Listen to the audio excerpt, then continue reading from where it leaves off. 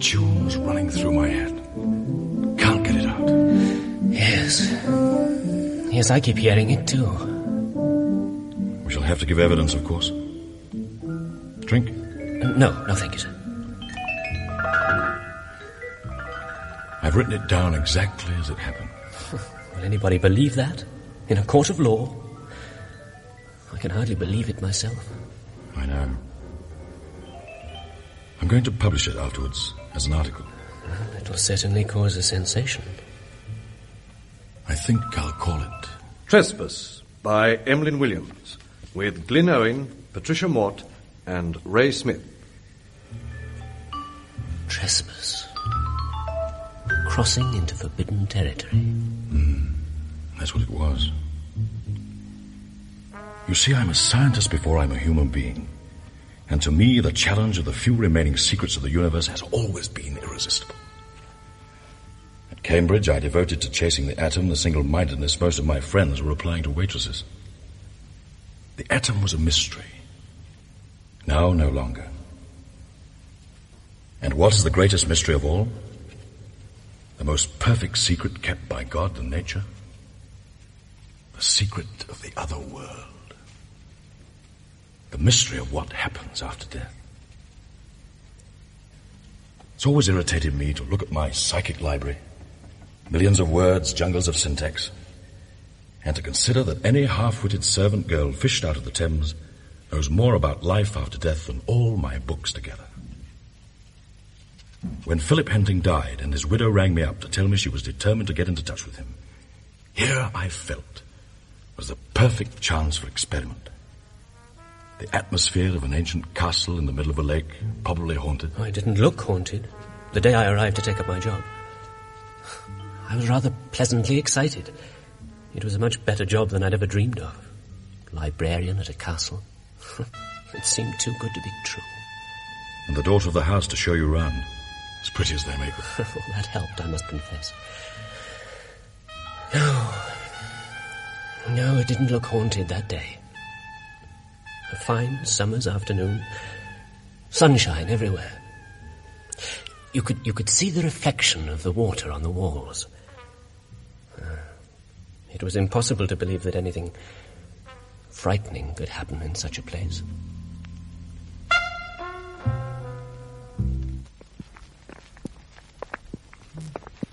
You see? It's not quite as grand as all that. So this is Crithin Castle. Yes. My father was the Earl of Crithin. Oh. Which makes your mother the Countess. She was till she married again. We're not awfully rich. It's mostly shut except for the gatehouse. Mother's just opening up the library. Uh-huh. You haven't got a title as well? Only lady.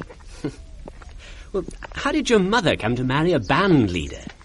He wasn't a band leader. He conducted his own orchestra. There's a great social difference. Well, he wrote some nice music. He died suddenly, didn't he? He wasn't murdered. So if you build that up as a great mystery, you'll be disappointed. Too bad. He had a weak heart. It's very dull. Then, you didn't think much of him? Lots of teeth, big smile. You know the sort, half mother's boy, half lady's man. Oh, mind your head, it's a turret. Oh, yes. Except that he'd learned to speak the king's English and wrote good music. He wasn't very different from any band leader who ogles every woman on the floor. Wonderful dancer, of course. A week after she met him, she started lessons. Was he in love with her? She's always had a certain glamour. And she was a countess. He was no end of a snob. Mind your head. Right. This is the hall. Why don't you and your mother get on? We've just never had anything in common. We're completely different. Oh, good afternoon. Good afternoon. I'm Lady Gwanwyn, Mr. Folliard. My name is Grice. How do you do? You're waiting for my mother, are you?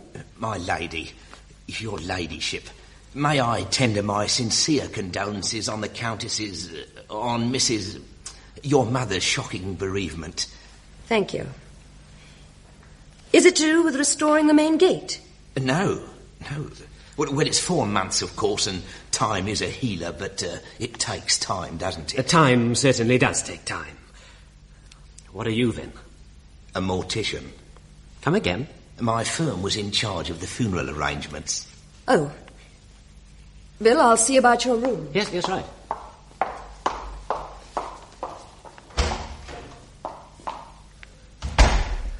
So, you're an undertaker. We in our family prefer the American term. Why?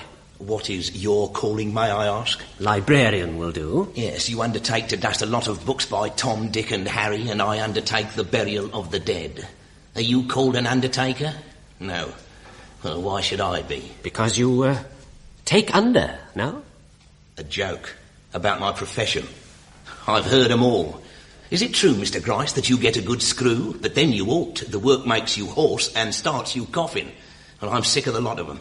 It feels that much worse since the war. 5 years away, the freedom, the uncertainty, but you were a man. What were you in? Naffy, Lake Windermere. You're drunk, aren't you? Yes. I don't know what you mean. You won't put the Countess wise, will you? I'll be a pal. What have you been drinking for? Oh, I always feel the need when I've got something ticklish on. What's on your mind? Well, a wire from the Countess. I just can't make head nor tail of it. You see, a monument was ordered for the deceased. We deal also in memorial masonry. On top of everything else. I follow you. Oh, I'm sorry. I didn't realise there were visitors. I'm here about the library, and this is Mr. Grice. Countess, your ladyship. Oh, good gracious, I'm not the Countess. I'm Mrs. Henting. I've just arrived on a visit. Oh, excuse me, not quite awake yet. I was on the Belvedere and I nodded off. Mrs. Henting? Are you, excuse me, the mother of... Mr. Henting's mother who died, yes. Which makes the Countess Mrs. Henting too, of course. But it doesn't seem right, her not being still the Countess, does it? And my Philip kept the Mr. too. Never understood why. Mrs. Henting, may I prefer my deepest sympathy? Oh, thank you. I am feeling better now. It's 4 months, but you never get tired of sympathy, do you? Oh, a wonderful career cut off. After me and his father sending him to college and everything. Oh, he was self-made, you know. Yes, dreadful. Mrs. Henting, we tried to get into touch with you in London. It's about the monument. Oh, yes. I am longing to see it. Well, they tell me at the works it's nearly finished. All but half of one of the angels. Oh, isn't that lovely? I was so afraid they might be rationed with everything so difficult. Both holding sort of harps, did you manage? It should have been pianos, but I quite saw that wouldn't be right. When I ordered the monument, did you... Yes, you did order it, didn't you? Oh, yes. His widow very kindly left it all to me, though, of course, the bill was to be sent to her. Yes, well, kindly read this telegram. Oh, but she says... cancel monument. And cost us already every penny of £250. Oh, but she hasn't mentioned a word. Gwen? Yes, Mrs. Henting? Oh, and the harps have got the initials chipped into them.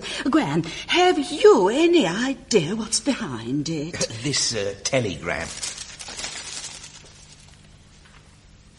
My mother is not an ordinary woman, Mrs. Henting. Oh, we all know that, dear. But this isn't in the least like her. You know, I hadn't seen her since before he died, not until today. She didn't come to the funeral, you see. And I was saying to the maid how splendidly she's borne up. No, she didn't come to the funeral. And do you remember another thing? When they rang her in London to tell her he was dead, she refused to come down and identify the body. She behaved as if it hadn't happened. I had to do it. Crisin Castle? Yet at lunch I thought how wonderfully she's got over it. I'll get her. We talked about Philip having died, well, several times. Oh, you mean you did? Every time you mentioned it, she changed the subject. Mother? Did she? Oh, but she's so calm and sensible. It's the Women's Institute. Yeah, that's what I mean. Well, she's as keen on her committees as ever she was. I mean, well, she's the last woman in the world to mismanage anything. Yes. I don't suppose she's ever had one plan go wrong that she couldn't put right herself. And did. Thank you, my dear. This is a pile of 24 typewritten letters, I'd have you know. My index finger's worn to the bone. That's what comes of employing a secretary in London. Oh, Mrs. West? Oh, I'm sorry about the meeting, but I'm expecting 2 people on important business.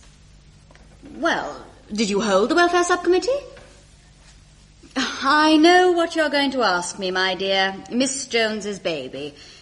But it's no good our making an exception just for her. I know I was the one to suggest the grant, but that was in 1942, and this is her 3rd. She must be discouraged. Tell her it's habit forming. What else on the agenda? Oh, yes, Mrs. Morris. I think she's more for the doctor than the vicar, poor thing. If she's lost her husband, she's lost him, and it's time she started looking round. I know it's hard, but it's common sense. Goodbye. Christine, Mr. Grice is here about your telegram cancelling the monument. I object to the inscription. The inscription? Oh, but I made it up myself. It took me a day. It says, "Though gone forever, forgotten never." Oh, I am sorry. Would it be impertinent if I asked you why you object? Not at all.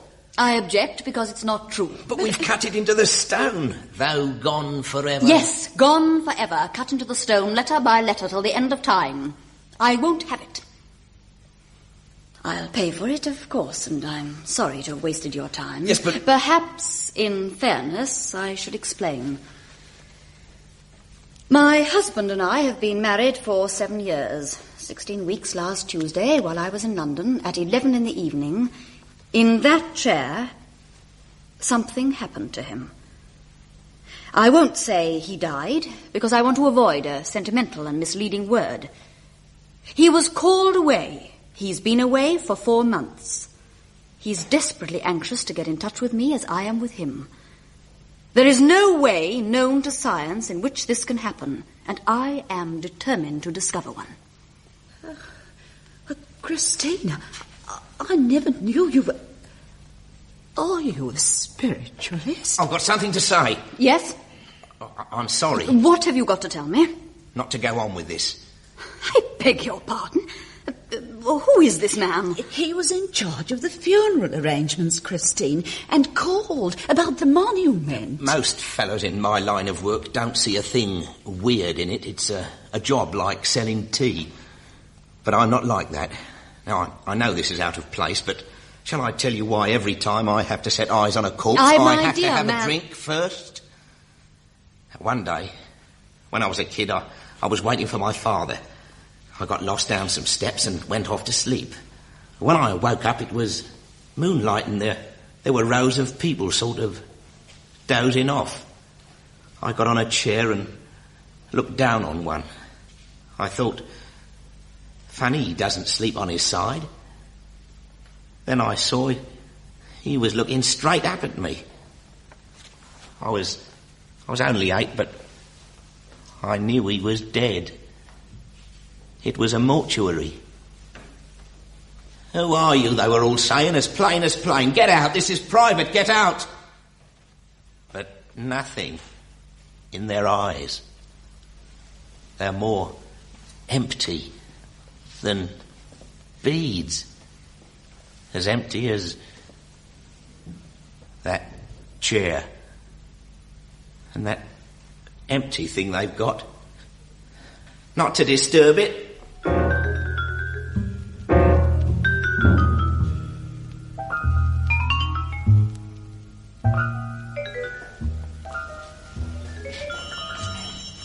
The boat's in. The visitor. Lionel? I just finished my dinner. Oh, my eyes. Both eyeballs feel as if they've been lightly sprinkled with pepper and salt. You haven't been studying those papers all these hours? I wanted to sort out my data before our gentleman arrived so as to get some kind of picture of him.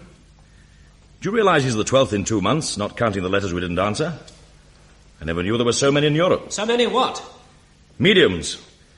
Large and small, manifestations of speciality, manifestations barred, with or without astral smells. I wonder what we're in for this time. Can you see anything of him from the window? Yes. Yes, his lady friend is trying to pilot him through the main door, but he's shaking his head and getting her to go first. Does he look promising? Oh, sort of ordinary.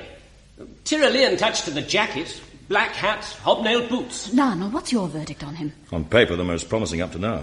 Oh, you don't mean it. Geneva seance, a tested visual phenomena for which no explanation, even by autosuggestion, hits a corner of the front page all over Europe. I remember. Wasn't it the ghost of a drowned woman he's supposed to have brought out of the lake? Near enough and surprisingly well corroborated. Seance marked by prostration amounting to catalepsy, mouth clenched as in lockjaw. On being partially revived by his manager, Mrs. Amos... Mrs. Amos. Oh, Countess. Oh, what a nice house you've got. A castle, rather. Oh, I'm very fond of anything artistic. Oh, excuse me. Una momenti. Keep him amused on the stairs for a tick, will you, love? Just make a few signs. He's very quick. I always have to prepare people. You see, he's psychic and foreign, and the two together is some handful. In what way? Well, he won't talk. Oh, on his home ground, I've known him say yes and no in his own lingo, but, well, now he's playing away, he just won't utter. And when he wants to get out, he just yawns in your face. But nice about the house.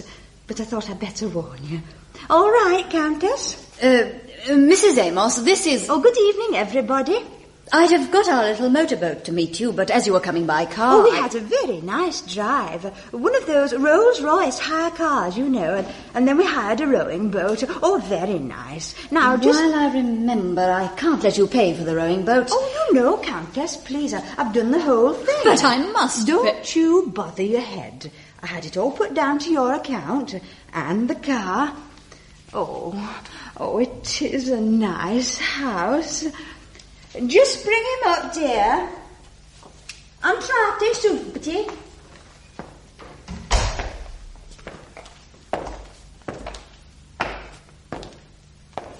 Now, you sit down there, dear. Introductions are just a waste of time, everybody, so just carry on as if he wasn't here, poor chap. Sherry? No, tar. Now, I do like to be what I call cut and dried. Any questions?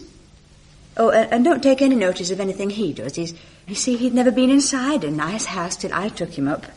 How did you take him up? Oh, in the street. In Italy. He's an Italian peasant, you see. Oh, very Italiano.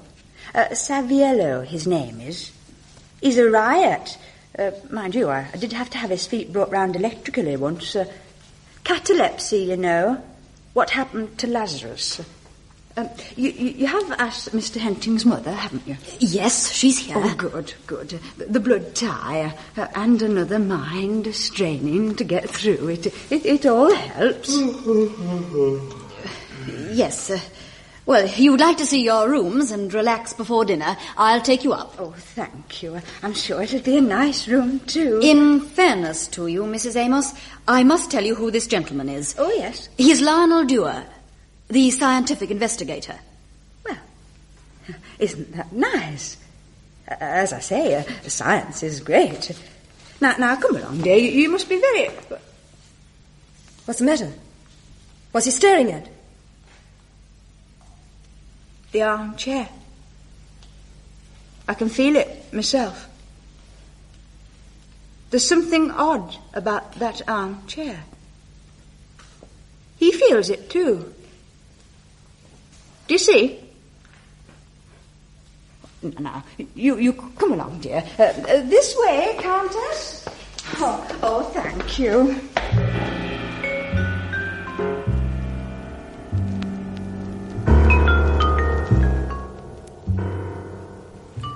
She had cleared the first hurdle. With a foot to spare.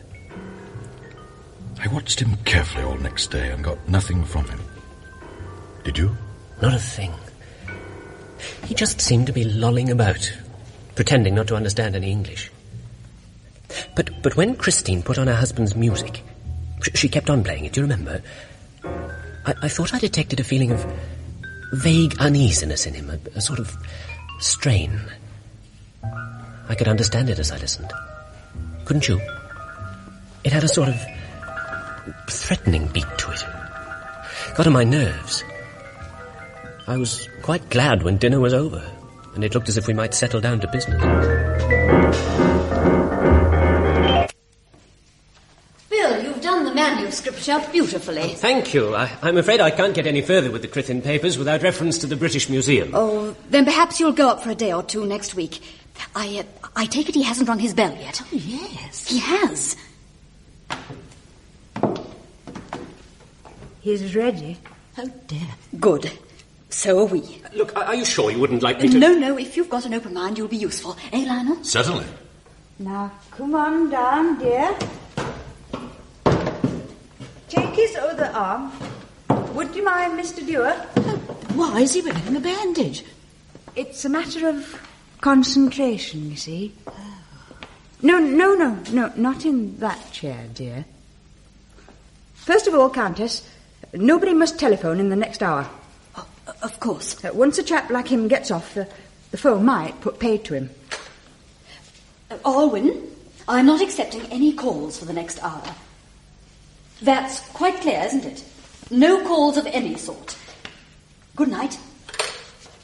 Now, I'll dish out the quick pep talk first, just to break the ice. Now, this is a ticklish business, and it's up to you people. Forget all about screams and ghosts and all that medieval stuff. That's superstitious nonsense, that is.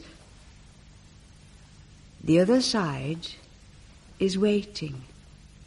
Waiting for you here to hold out your arms, as it were, far enough over the gulf to touch the fingertips of them reaching over.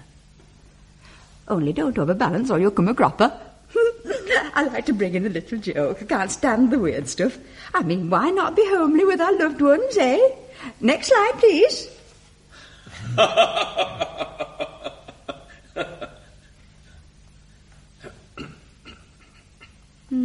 Look at him now, thinking, she's a funny little thing, and anything less like psychic. But just because I've got both feet on the ground is no reason why I can't have my head where other people can't reach.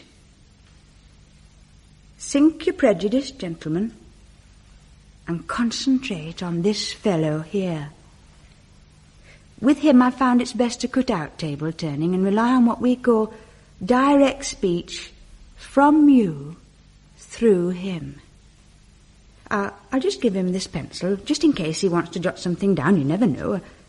And a little less light on the subject.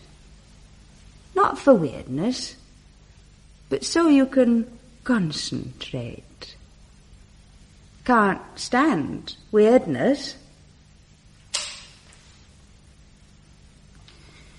Oh, isn't it dark? Are you all right? Yes.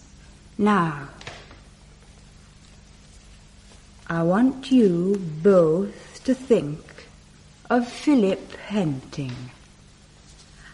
I want you to float into yourselves off to sleep.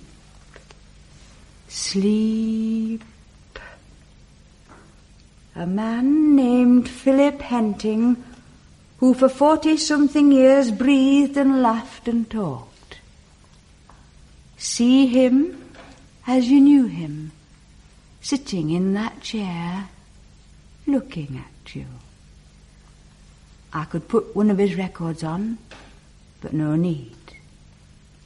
I feel the room full of the music that was the man, the music that is the man.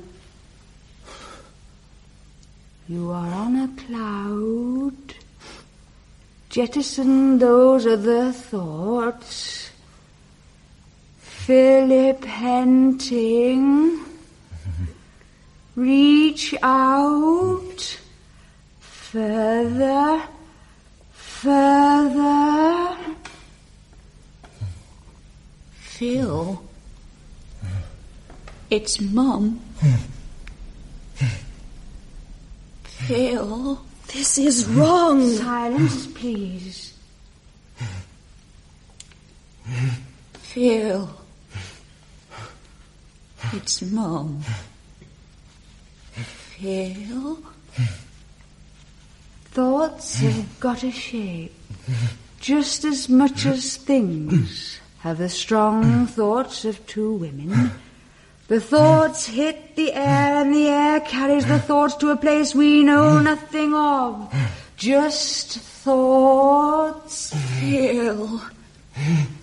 You just ran in from the farm with your knees dirty, bread and butter halfway to your mouth, and me playing the piano and you beating time on the arm. He'll go in for music. Nice straight nose, but you'll have to have a brace for those teeth, my boy. Phil. He's reaching over. Phil. It's Mum. This is wrong. It's horrible and wrong. Prejudice is of no avail, for the influence is in the rum. Thoughts. Thoughts. Something's coming through. Phil.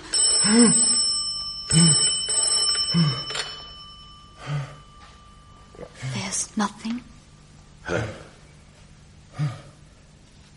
But you were told not to ring through. Oh, there must be some mistake. Sorry. She hadn't rung. Thoughts. The King of England. Why should a thought of the King of England be in the air? Philip, do you remember a tiny incident at the Royal Command performance when you conducted your waltzes? Hang on to that. If that thought floats in your mind, it's meant to. When the applause died down, you turned and winked at me, and people thought it was meant for the royal box. Hang on to it. Now, what is he wearing? Both you and the orchestra in white tie and tails, you holding a baton. Hang on to it. You smiled back. I shook my head. I was embarrassed. But under that thought, like peeling an onion, there's another thought. Speak it. Out of this crowd, you single me out. A message between your eyes and my eyes that can never be altered. White tie and tails, holding a baton. Hang on to that. The room's filling up with it.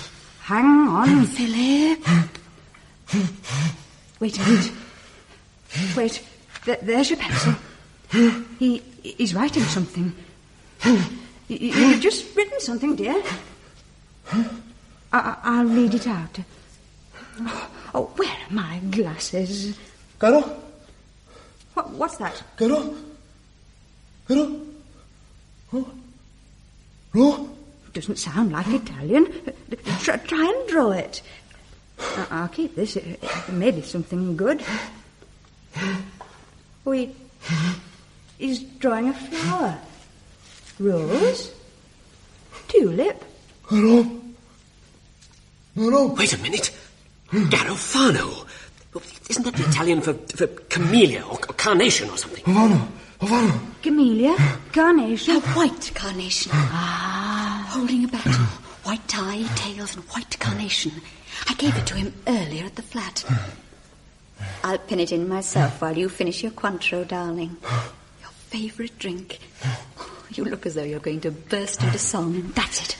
And now, what does he say? You say, let's hope not. There's never been a composer yet who could sing. He's fainted. No, it's all right. It's just all bearing down on him at once. Brandy? No, I think one of those shock pills I had prescribed. Oh, bother. They're upstairs.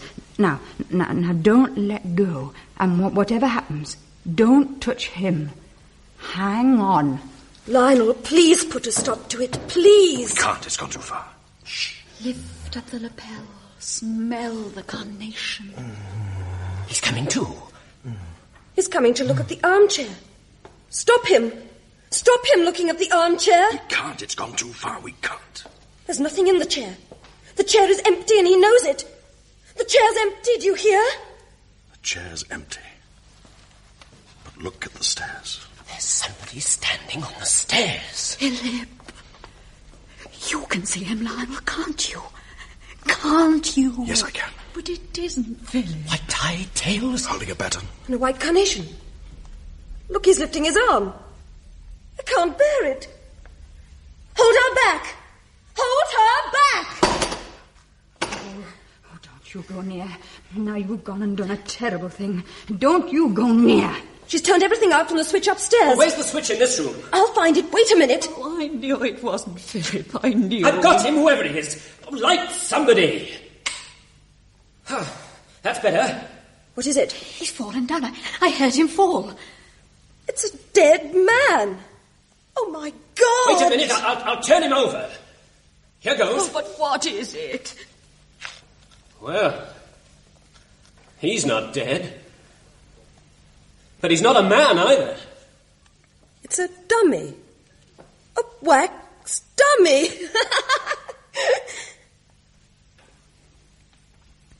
I'm sorry, Mother. You all right? Perfectly.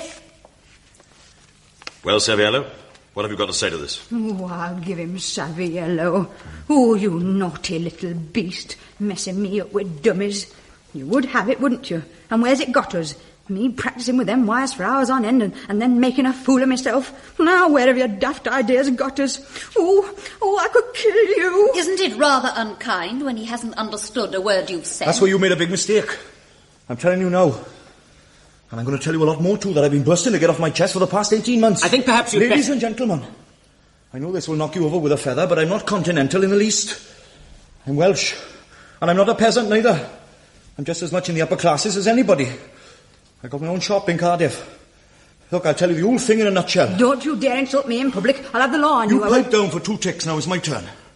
There I am in Cardiff, sitting pretty in a drapery business, with a wife and a little girl, to the both of which I'm devoted, and the chance of working up to be chairman of the Drapers Association.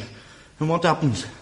Along comes this adventuress, who gets the idea I got psychic powers, if you please, and nothing will do but for me to be a medium. But I can't be a Welsh medium. Oh no, there's no money in it, see? For the spirits turn out to be as much snobs as anybody else. No, I've got to be Italian, if you please, and never open my lips except to yawn, and I've got to act uncouth to a degree. Well, you can imagine how I've suffered, see? But I had to think of the money, and then I thought, well, it'll enable me to see a bit of the world, and fair play. I don't mind making myself agreeable to her as a travelling companion. You know what I mean? If she expects that sort of thing, like. Well, what happens? I open her bedroom door and she knocks me flat out with a clothes brush. Everywhere we go, this English spinster. I am a married woman. Well, you're a spinster to me. Everywhere we go is table turning here and jettison those other thoughts there and get on that cloud the other side is waiting. I stuck it for 18 months, purely for the money. But this time I thought, well, I'm near enough to home now to feel very homesick. And if this Johnny boy don't land us in the cart, it won't be my fault. I don't like living rooms on this scale. I want to get back behind my counter where I belong. Thank you. I feel better now. Yes. Well, it's too late for the two of you to leave tonight. You'd better go to bed. And I'll send a cheque down to you first thing in the morning. The gardener will take you over. Don't you agree, Lionel? Oh, he's gone. I didn't see him go out. I think I'll go to bed. Good night. Poor Christine. I'm not poor Christine. Oh, I'm sorry. Never let me hear you say that again.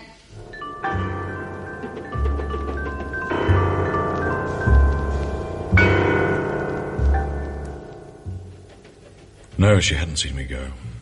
I'd gone downstairs while the lights were out. And you came back up into the room after you saw what you saw? Yes. You'd all gone to bed. all except the little Welsh medium. He was lying on the sofa in a shaft of moonlight. He looked innocently asleep, but I knew it was something deeper than sleep. A sort of trance. I drew up a chair and sat carefully opposite him. He opened his eyes and looked at me.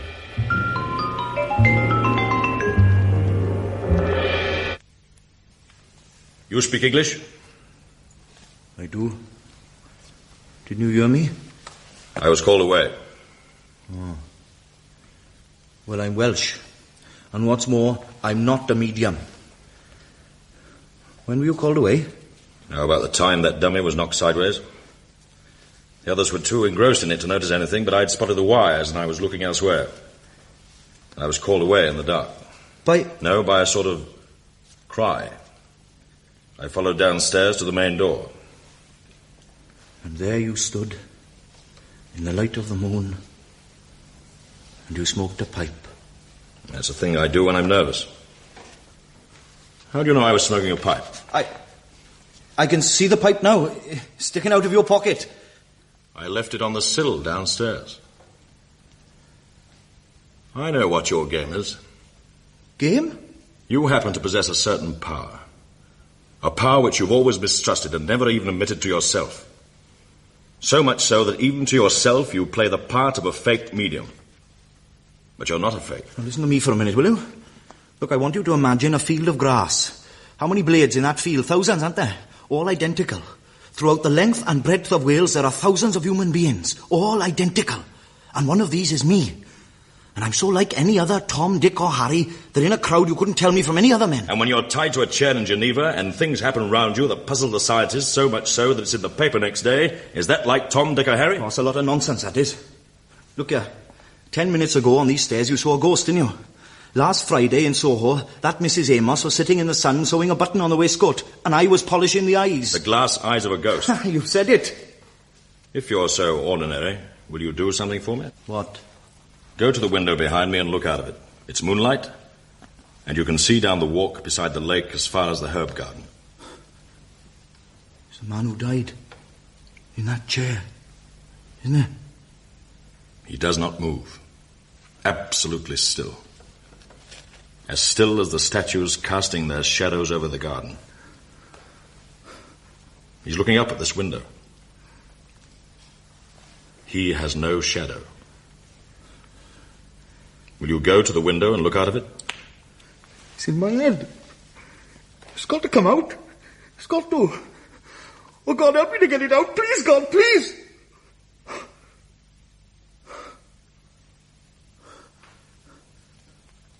He's gone. I can feel he's gone. Now, will you please look out of that window? Gone? Yes. And I'm off to bed. And in the morning? I'm off back to my shop.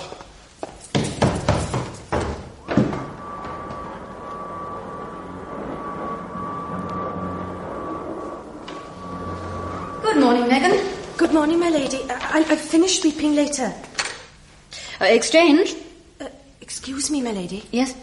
In the middle of the night, me and my father, we heard something. What? The gramophone. Oh, yes. I couldn't sleep, and I came downstairs. Oh. I forgot this window was open, and you're right opposite. I'm so sorry. Exchange?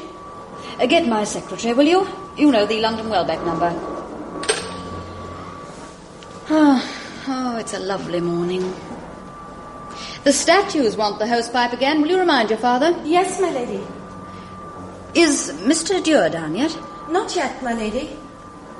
Well, tell your father the visitors are leaving on the 11:30, will you? Yes, my lady. He's taking me over for shopping anyway. Oh, of course, Friday. Don't forget about the statues. No, my lady.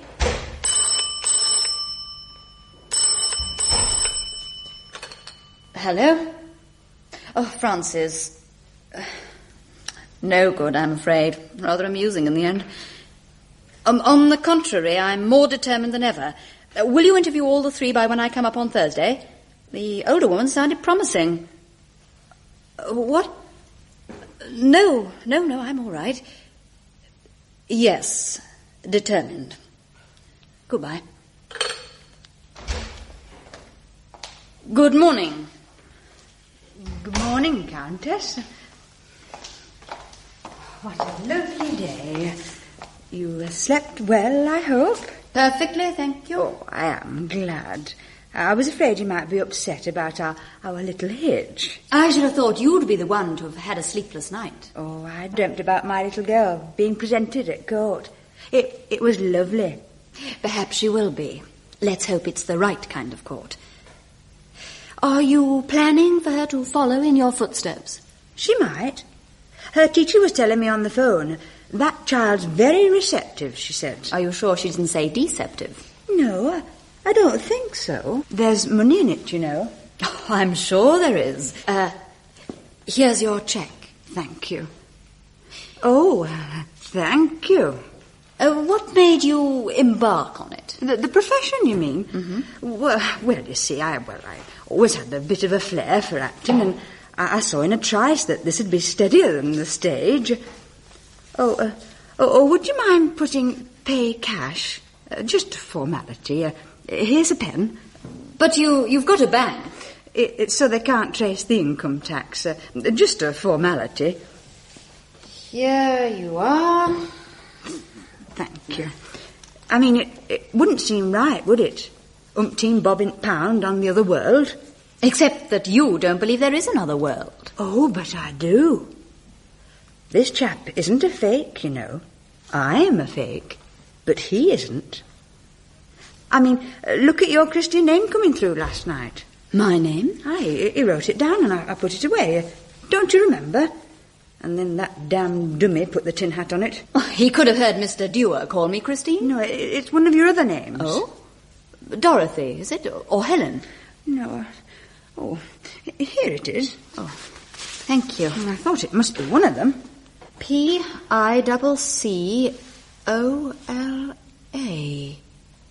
Piccola. Well, I know it sounds a funny name, but, well, with you being a countess, I thought... But it's not a name, it's just an Italian word.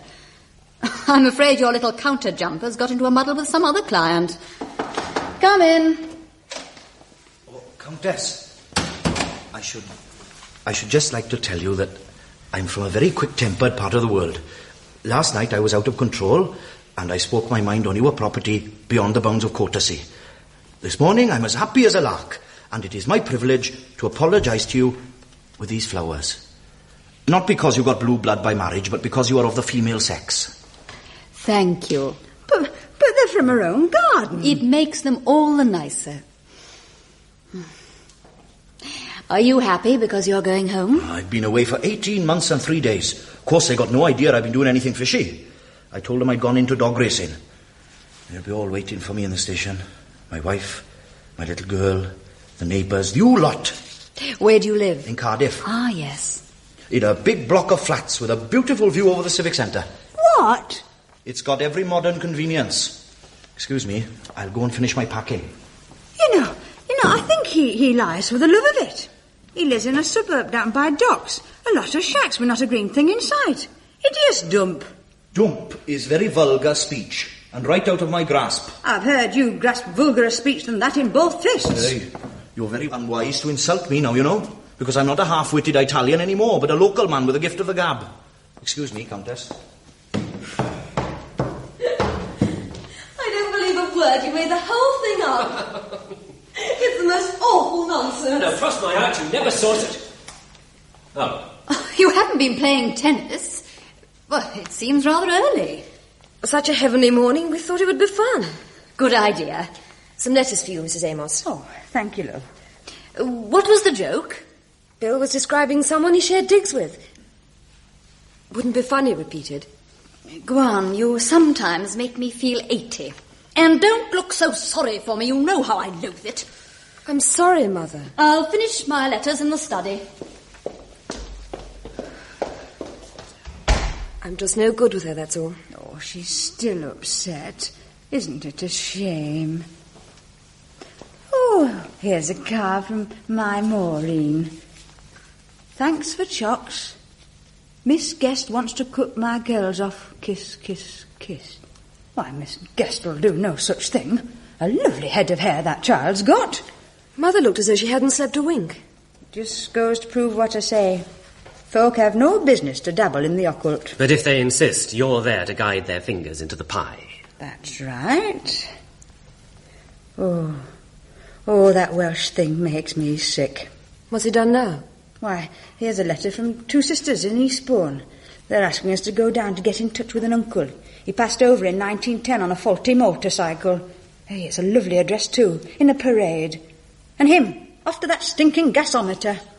Oh, well, I'll have to write and tell them he's lost the knack. See you later.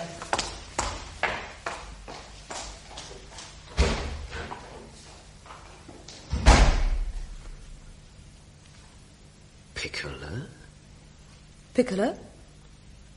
Who told you? It's written on this bit of paper. She left it behind on the sofa, look. It's what he wrote down last night. First thing that came into his head, I expect. Well, what is it? I think I may have overdone it, that last set. I'll go and change. Why did you say, who told you? Did I? Why can't you tear yourself away from this house? Go away?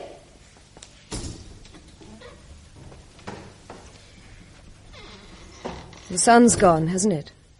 Why can't you leave this house? You've never breathed it to a soul, have you? But you're going to tell me because A, you can trust me, and B, nothing in the world has ever shocked me. Now, spill the words out like a telegram. Their wedding party. I was 16. He was a bit drunk and made a point of getting me into a corner. I was rude and walked away. But something down my spine, like a spider, just weaving, taking its time. I'm guessing now. You avoided him for years. 4. Till I was 20. Then one night, a knock at the door of your flat. He was smothered in yellow roses. I shut the door in his face. But it was exciting. Yes, it was exciting. Back next night, more yellow roses. Then every Tuesday, supposed to be rehearsing for his radio program. 15 Tuesdays. Then Venice, he was supposed to be on a cruise. London again. How long? 3 years. Till he died.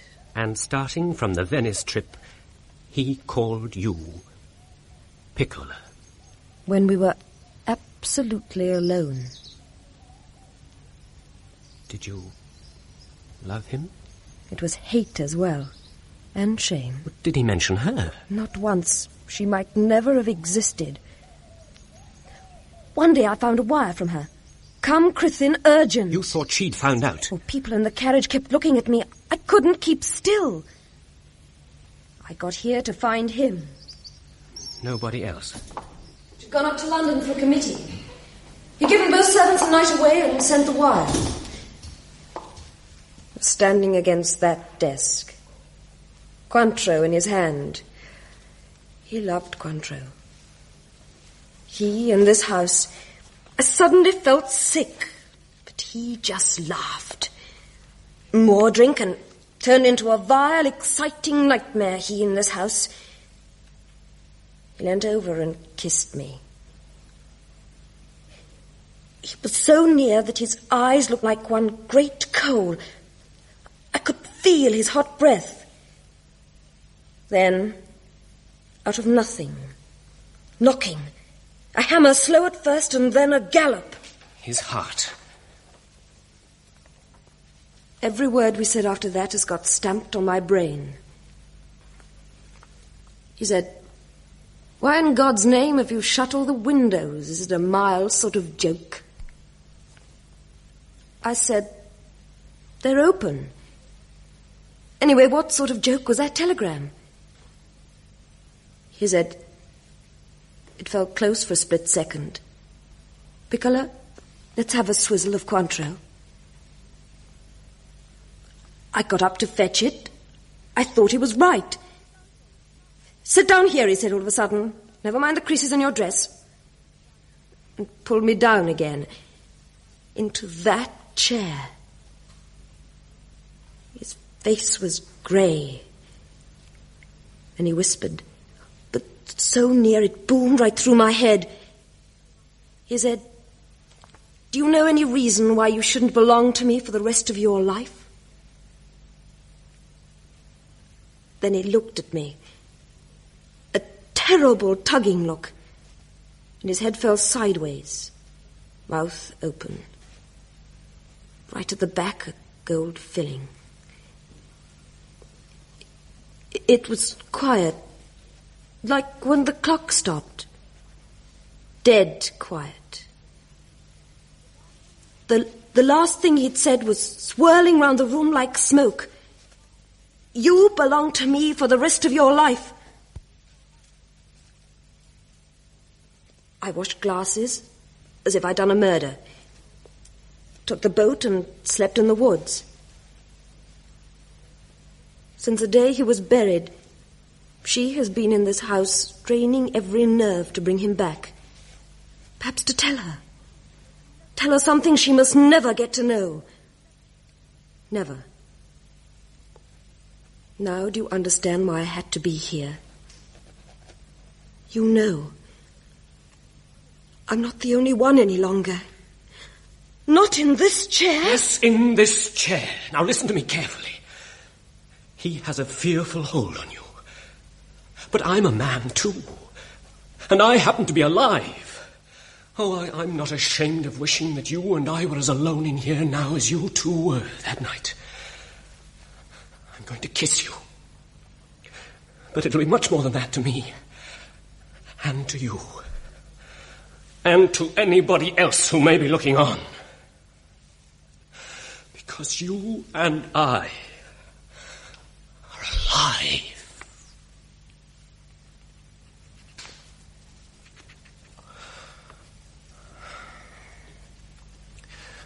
What time is the train? There's 11:20, but they'll be on that.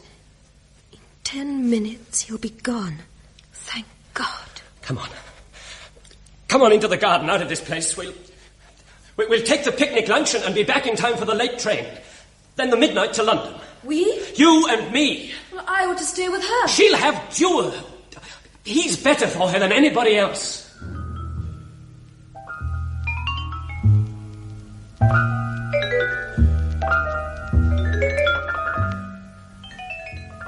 Better for her than anybody else. The irony of that, as it turned out. The interview with her, which I'd been dreading all night. Get it over with, I thought. The sooner the better. Breakfast, Lionel. Not for a minute, thank you, my dear. I had a promising answer from that schoolmaster in Dorset, insisting that he's an accredited medium. I shouldn't bother. Oh? Only you said leave no stone. I've been awake most of the night. Christine, I don't want to sound heartless, but we've had no results at all. Is there any point in going on? You've lost interest. You love this man. He's been torn from you by death. A form of spiritual amputation for which we might by now have invented some sort of anesthetic, but there it is. You're not an old woman. You have wit and the widest interests. It's the law of nature that everything must renew itself. If it doesn't, it festers. Start again. Lionel, this is a complete volte-face. I can't believe this is you. What's happened? It's no use, I've got to tell you. Christine, last night wasn't what it seemed. No? Then it wasn't the most humiliating I've ever endured. She's a fraud, all right, but he's not. Then why did he insist he was? Because he's frightened of it. Frightened? Of something that might make him thousands of pounds? You can't understand his being frightened, can you? No, I can't. Because I know there is an explanation for everything. You said that to me yourself. Last night I saw something for which the human mind has no explanation. Nonsense. You're saying nonsense to a man who's been fighting in the cause of sense for a quarter of a century. Who swears to you that this little shopkeeper is the most powerful natural medium ever known to science. What happened? I found myself walking down these stairs. Nothing on earth could have kept me back. And outside... You saw? Standing in that archway. Looking up at this window? Yes. Oh, he'll come back. Tonight. Oh, I said it could be done, didn't I, Lionel? We're on the edge of discovery. I must have them ready. All the things I want to say. Philip's waiting for me. I can talk to him. I'm here, my darling. I'm here. Christine. Yes? We are on the edge of discovery, and nobody's more excited than I. But I must remind you it's an edge that falls away into a precipice. Lionel, you're not sure of yourself. No. No, after last night, I'm not sure. But that's not the point. I myself will go through with this because nothing could kill my sort of curiosity. I'm thinking of you. What makes you imagine anything could kill what's driven me into this? We've joked about your lack of imagination, haven't we? We've got to face it. You conceive this as within the bounds of human understanding. Why shouldn't it be? That's what I mean. You visualize Philip as you knew him, don't you? Sitting opposite you, almost chatting. Christine, it isn't quite that. But you saw Philip in our garden because he knew I'm waiting for him. You saw him looking up at this window. I can never forget it. Neither can I. Why do you say it like that? Because I'm thinking of his eyes. Christine, I swear it was not a look you'll be happy to see. He was wondering why I wasn't at the window. He often had that look at breakfast when a letter wasn't what he expected. All right, you. You're going to stop the Welshman catching that train, aren't you, Lionel? For your own sake, I can't. You're a scientist, and for years you've been consumed with curiosity over pretty nearly the only key left that refused to turn for you.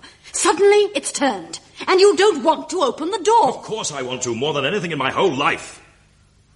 But as a scientist, too, I face any fact that may suddenly be brought home to me. In this case, the fact that this is a door you should not open. Lionel, you and I are going to open it together. No. Now you've mentioned our sad little idyll, Lionel, my old friend. Did you realize why I turned you down? But what has that to do with... Everything. I turned you down because I was what you doctors have a horrid word for. Frigid. My first marriage was pitiable. When I met my Philip, he was something I'd never known. We became ridiculous and young together. Things like when he suddenly arrived from a concert up north, 3 o'clock in the morning. He'd broken a florist's window and was smothered in yellow roses. Physically, I lived for the first time. Any day he was away, as surely as he was thinking of me, I was thinking of him. Do you remember his nickname for me, Madam Chairman? Well, once I was speaking at Caxton Hall on equal pay. You know how I've always felt about that. And I heard his voice at the side. It flashed through my mind then. If anything happens to him, I can't live. And I can't, Lionel. There's no moment, waking or sleeping, when his image isn't firmly lodged across my mind. And he's waiting outside this house, waiting for me to let him in. And you're threatening to send him away. Now, if you do, I don't think I can bear it. Help me. For God's sake, Lionel, help me. Help me. Help me.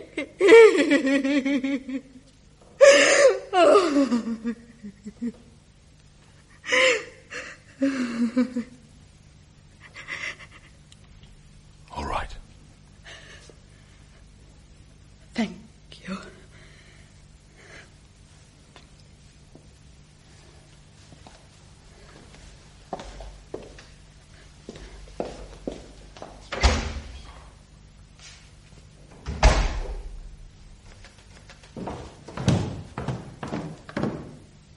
Good morning, sir.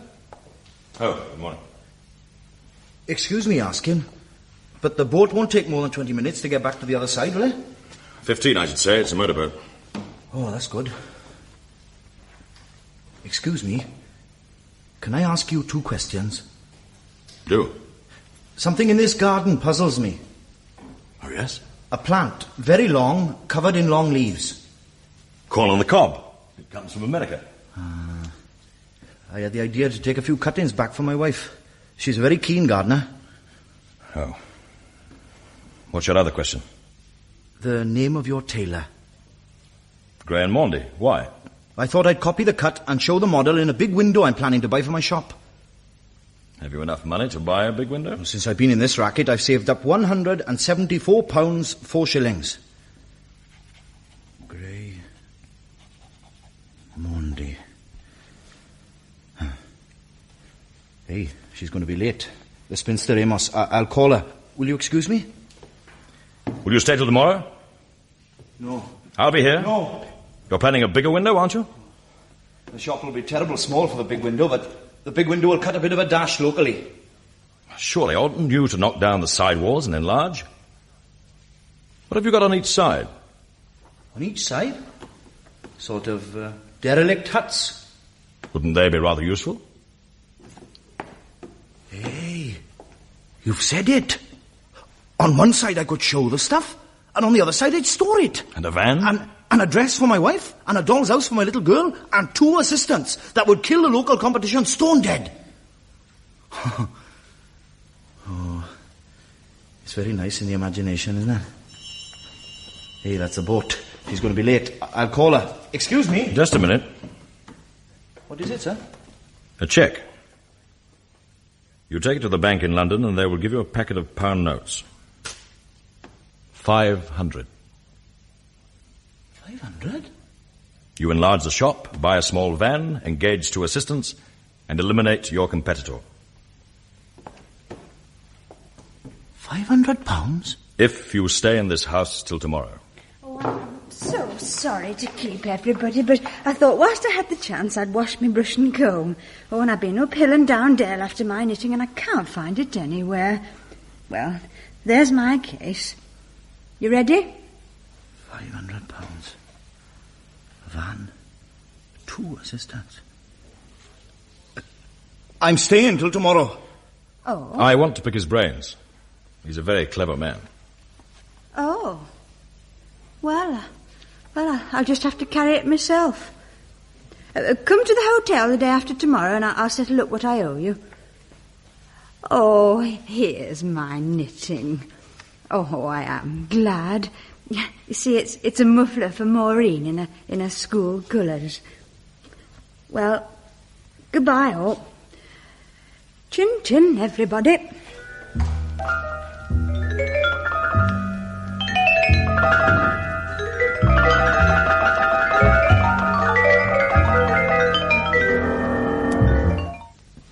I've won. What again? Out for 3. Well, I've never known anybody pick up coon can so quickly. 7, 18, carry the 1. Oh, dear. Yeah. Shall I add it up for you? 17, 28, 43, 3 and 2 are 5. Oh, you enjoy figures, don't you? 3 and 2 are 5. That was true when everybody on earth was living in the top of trees. And it will be true when the sea will be dry. 3 and 2 are 5. Wouldn't it be funny if one day you found it came to 6? Don't go back today. But what's the matter? Stay with me, will you? But what is it? Are you ill? Stay with me. Oh, I can't. I've got a Scotty to feed, and the charwoman's going to a wedding tomorrow. But why don't you come to London with me? Oh, he's paid me a lot of money and I've got to stay. But you're a fake medium. You said so yourself. I'm going to tell you something. Yes? Just to you. When you were by yourself, are you happy? Oh, I get lonely sometimes when my wireless goes wrong. No, I mean, when the door of your house shuts and you hear the echo of people's feet dying away down the road, are you happy? I must say, I often think, isn't it nice to put my feet up? Oh. What about you? When I'm alone, it's different. Because one thing makes me not like any other man or woman. The secret I'm going to tell you now is a secret that I've never told even to my wife. Because it's a shameful thing. It's like a birthmark on your face. When I was a little boy, and I was ever alone, I wasn't alone. What do you mean? In the corner of the room, there was something watching me. And that's been going on ever since. It hasn't got the shape of a man, this thing. And it doesn't move. He's waiting. Waiting for? I don't know what he's waiting for. But I gotta fight. If I don't fight, this thing will... You mean it tries to get inside your head? That's why I've got to fight, see? Sometimes, when I don't feel very well, I look in the corner, and he's moved. He's climbing. He's nearer. Climbing? Tell me more about the bus people when you wave to them. He's climbing? Into my head, see? But I give a shout and I lash out with my fist. And he goes back in the corner. But it doesn't speak. Oh, yes. He says things, very quiet. But I hear them, and I repeat them. Things I couldn't possibly know off my own bat. Then people start talking about me I'm in second sight, and that's how that Mrs. Amos got word of it and carted me off to make a bit of dough. But I've always got to fight. That shadows move nearer still. See? I think you'd better get out of this place and come to London with me. Oh, there's nothing to worry about. I'm going to go home with my pocket full of pound notes. And then I'm going to show them round in the local. And one of these days I'm going to be chairman of the Drapers Association. Everything's okay. I'm telling you. Everything's okay. Oh, stay with me, will you stay, please? Stay with me. Phil. Oh, my darling boy. Oh, Phil, don't cry. Phil. What did you call me then? Are you better, dear? Won't you lie down? What did you call me? Phil, dear. But I'm not Phil. No, of course you're not. Phil's dead. But when you fell forward then, I thought you were Phil. I mean, you just were. No! And you're not in the least like him. Oh, dear. And yet, I feel perfectly well. Time's getting on. Isn't the boat back? I hadn't heard it. I'll catch my train, won't I? If the boat leaves within 10 minutes. I'm going with her. With me? Oh, I'm so glad. I know you'll be doing the right thing. You've changed your mind? I can't stay. The boat's late. You'll realise that, don't you? I don't mind missing the train, so long as that boat gets me away from here before it's dark. That's all I want now.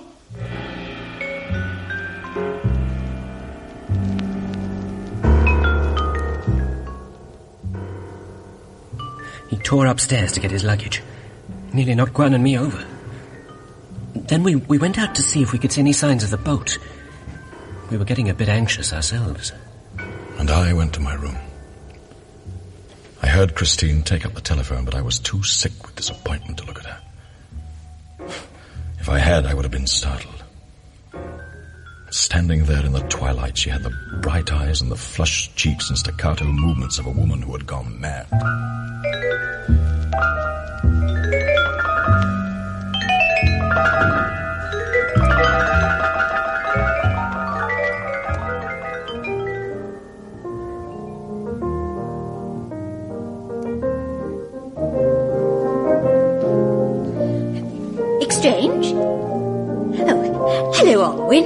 Alwyn, I want you to ring up my secretary and ask her to bring all the papers, will you? Yes, wonderful news. Can you tell, Alwyn? I've been waiting and working for months and... well, here we are. Oh, well, my husband, he arrives back tonight. Oh, it's exciting for me, of course, but it's pretty exciting for you, Alwyn. And for everybody. Because he's the first back. The first of millions and millions, all the knots you can find. You'll do that, Alwyn, won't you? Goodbye. Goodbye.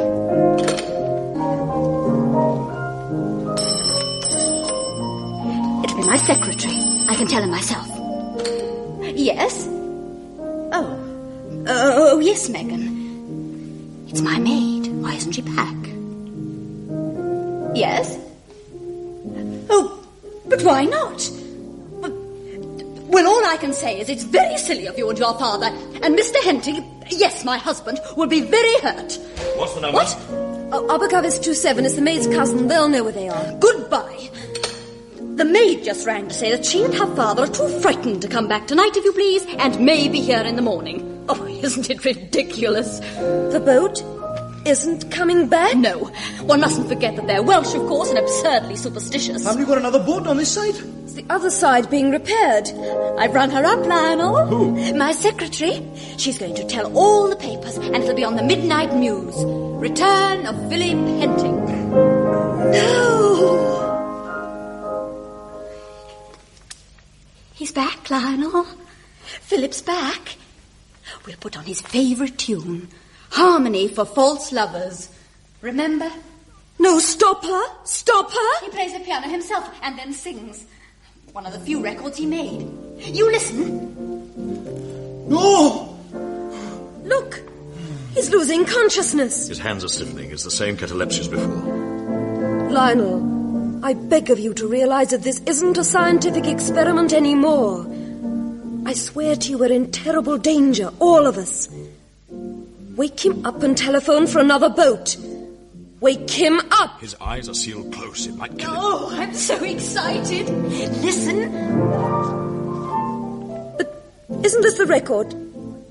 It hasn't got his voice, has it? Yes, I told you. In a minute. Now listen. Have you missed me? So it seems. Have you kissed me in your dreams? Have you held me in your... No! You've broken it! His voice is on the floor. His voice is in a dozen pieces. It was the only thing to do. Now wake him. Wait a minute. Something's happening. I can hear something. So it seems. Have you kissed me in your dreams? Have you held me in your arms? Hungered for my job.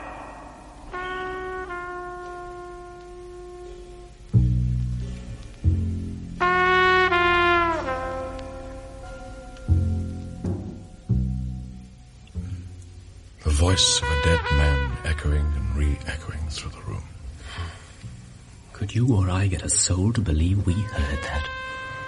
Or to believe that we sat in a corner of that room and watched the moon rise outside the window, huddled like castaways on a strange shore, with Christine asleep in our midst, mercifully unconscious from a sleeping draught I'd had the presence of mind to give her.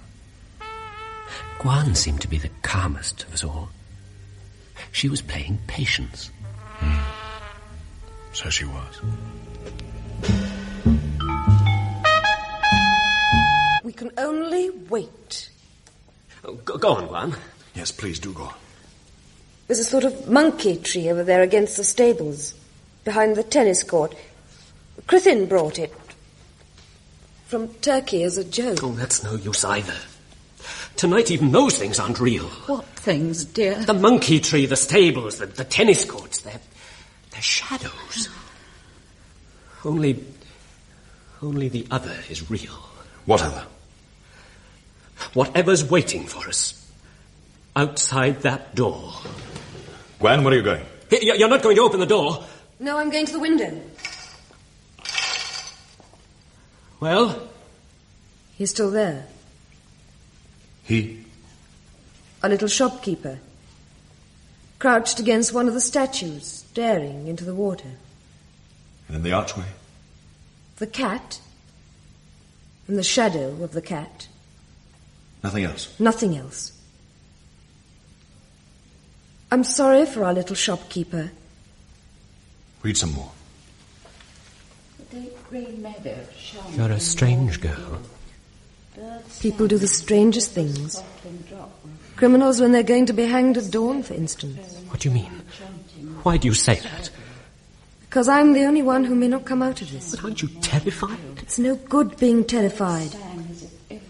If I run away from this now, it will be there again tomorrow in the sun.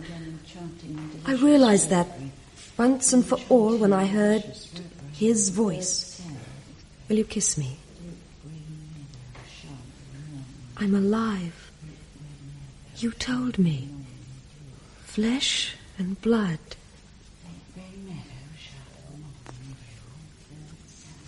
My mouth's frozen. I'm sorry. So's mine. It was a poor lover's kiss. Shh. What was that? Did you hear something? I thought I did. So did I.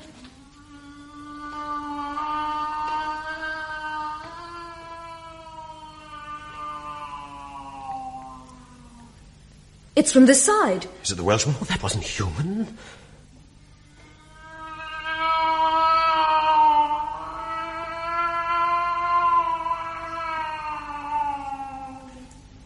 You were right. It's only the cat. I thought I recognized it. I'm all right with something I can recognize. But I heard it before. When? Last night. That was the cry I heard, which made me leave you all and go downstairs. I didn't realize. Was that just before you saw what you saw? Yes. Don't open the door. Stop her! Where are you going?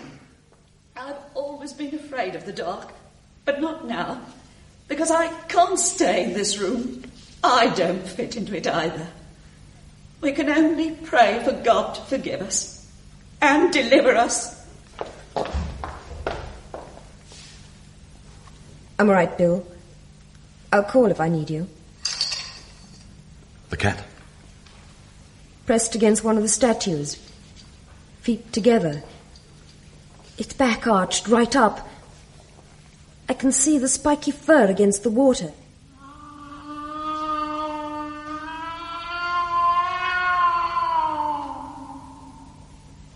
The Welshman. Is he still staring at the water?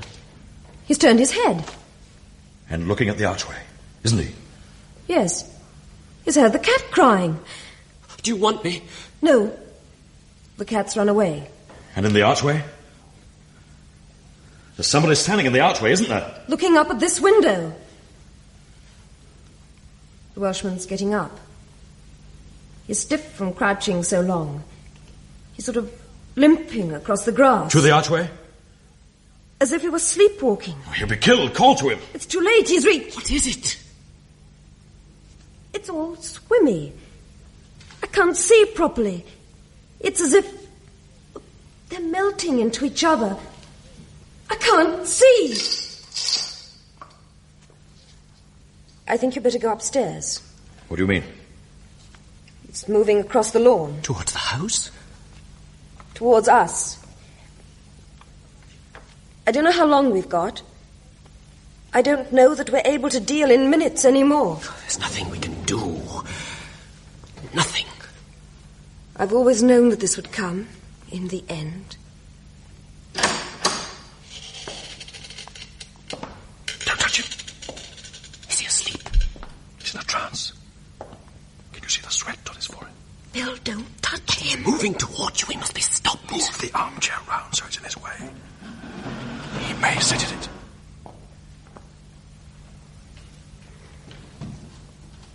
I thought so. Don't move, either of you. I'm to get that stool and sit opposite him and talk to him. Leave it to me. There's something you want to say?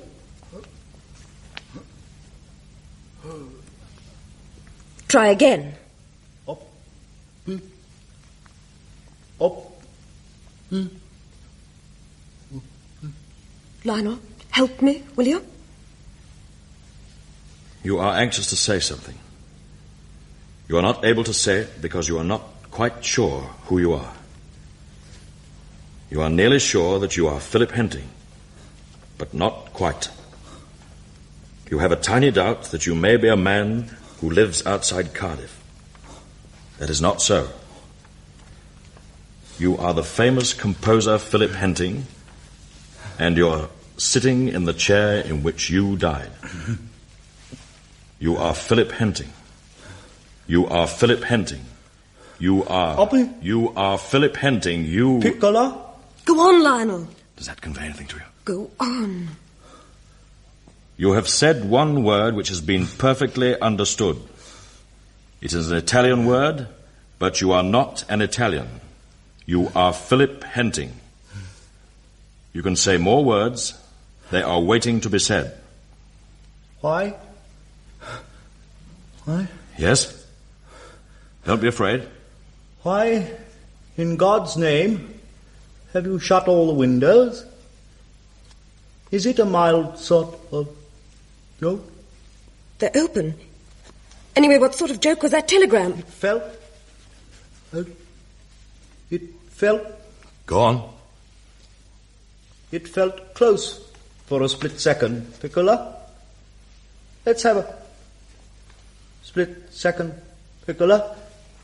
Let's have a swizzle of Cointreau. All right. Little of Cointreau. Sit down here. Never mind the creases in your dress. Do you know any reason why you shouldn't belong to me for the rest of your life? Yes, I do. I couldn't answer you then, because before I could, you were dead. You're dead now. There is no reason why I should belong to you for the rest of my life. No reason. Either in this world or in yours. Because now that I've looked you in the eyes without fear, there is nothing you can do to me. I'm going to turn my back on you. And I'm never going to look round. Never. You belong to me for the rest of your life. You belong... Lionel! Be quiet, you must be quiet. To me for the rest of your life? I know without your telling me. I woke up suddenly and I knew... Don't turn your head. He's here. Don't look. Philip, my darling, we've waited so long. Don't touch him. But he's going to speak. He's going to turn to me and say something. Oh, we've waited so long. No, don't let him speak that. Philip. Don't touch him. Speak to me, my darling. Speak to me. Piccola. I've heard that before, haven't I? In a dream. Why, in God's name, have you shut all the windows? Is it a mild sort of joke? What is he saying? Why doesn't he know me? Speak to me, my darling. Tell him who it is. In God's name, have you shut all the windows? Is it a mild sort of joke? No. No, joke? Mild sort of windows? God's name. Sort of creases. Piccola, don't look. Don't look so guilty, Piccola. No. Guilty, Piccola. Why should anybody find out about us, Piccola? You belong, Piccola. You belong to me for the rest of your life. Belong.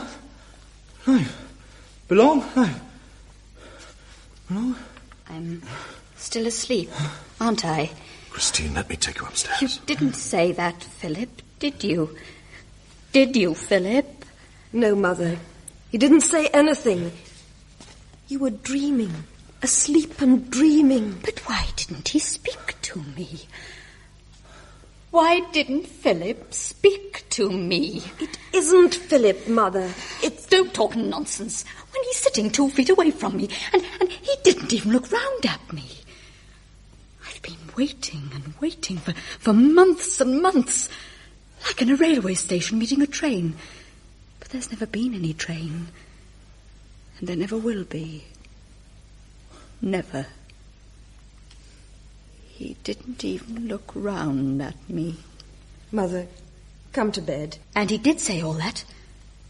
I heard him, and I remember now all sorts of things that should have made me guess. Oh, I can't bear it. Christine. Stop it. The pain's killing me. It's pressing down. Stop it. For 7 years you've been laughing at me behind my back. You've made a fool of me. And I realise it. Do you hear? Don't touch him. What right have you to make me suffer like what I'm suffering now? Answer me. Answer me. Answer me. Answer me. He's woken up. Oh, God. Hey, what am I doing? Sitting in this chair. What have you all been doing to me? Grab his hands. I'll undo his collar. I can't get my breath. Get me out of here. Give me some air. What have I done? What have I done? My wife. Get my wife. I could see the gold filling in his mouth. Let me feel his pulse. What happened? What's happened? He's dead.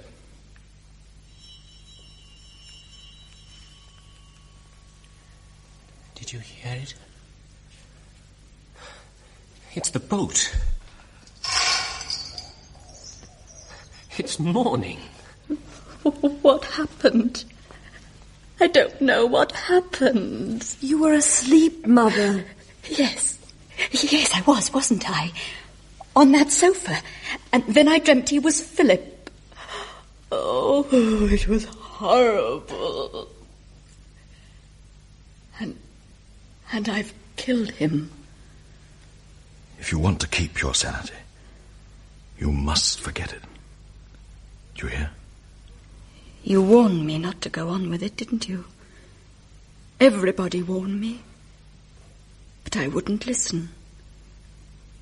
I've always had my own way. I'm ill, Lionel. You've been ill for 4 months.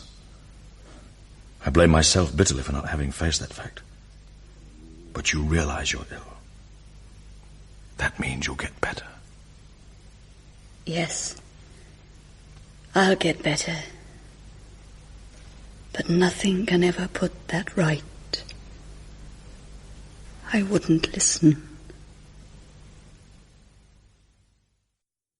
In Tresspass, a ghost story by Emlyn Williams, Dewar was played by Glyn Owen, Bill by Alan Downer, Gwan by Anne Lloyd, Christine by Patricia Mort, Saviello was played by Ray Smith, Mrs. Amos by Rita Street, Mrs. Henting by Nesta Harris, Mr. Grice by Windsor Davis, and the maid was played by Juliet Keir. Tresspass was produced by Herbert Davis and featured music by the Don Ellis Quintet. It was first broadcast on the BBC Welsh Home Service in November 1964.